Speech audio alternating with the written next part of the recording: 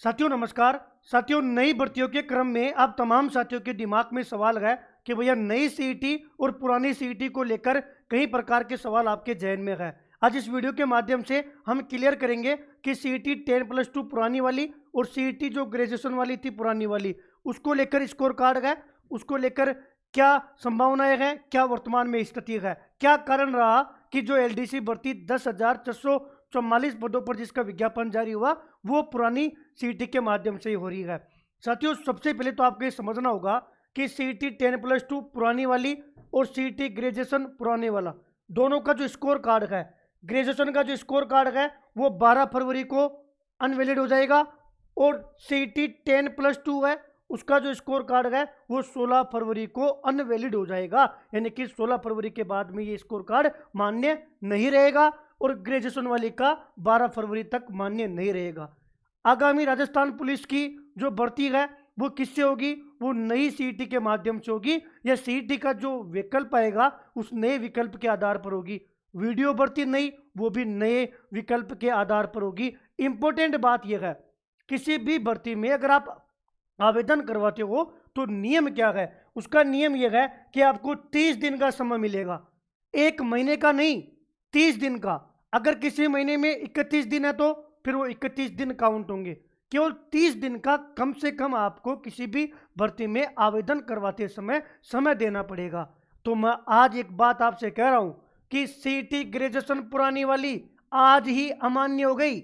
आज ही इसका जो स्कोर कार्ड है वो अनवैलिड हो चुका है। यानी कि अब पुरानी वाली सीईटी का आज की डेट में कोई औचित्य नहीं है।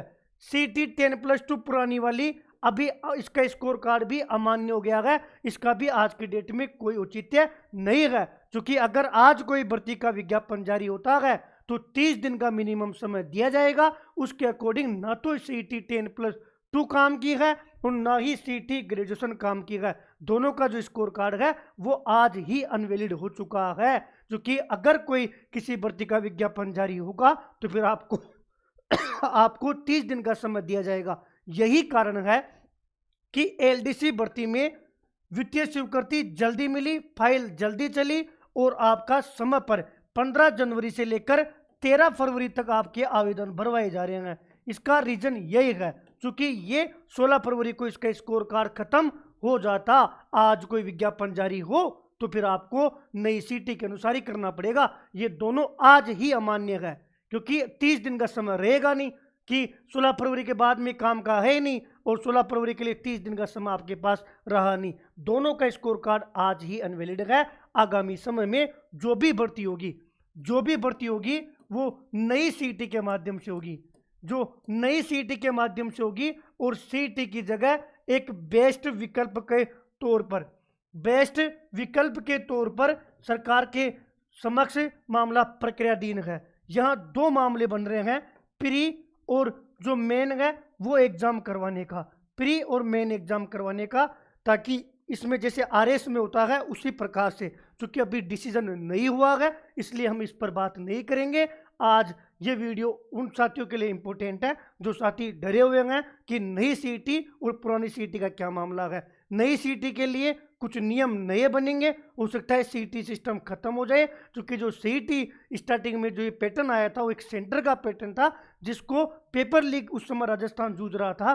तो चीज़ को डाउन करने के लिए, डाइवर्ट करने के लिए और 2 एग्जामों के बीच में ये सीईटी का पैटर्न राजस्थान में लागू कर दिया गया, जिसको मैं तो अब तक जितनी भी सीईटी हुई है वो उसको मैं अनवैलिड मतलब इस प्रकार से मानता हूं कि उसका जो उद्देश्य है उसकी पूर्ति हुई नहीं है। ये एक जबरन थोपा हुआ नियम है, इससे युवाओं को नुकसान ही हुआ है। किसी भी प्रकार से युवाओं का सीईटी के माध्यम से फायदा नहीं हुआ और ये हमने कई माध्यम से पिछली सीईटी में भी कई सारी विसंगतियां दूर करवाकर सरकार तक मांग पहुंचने का काम किया है।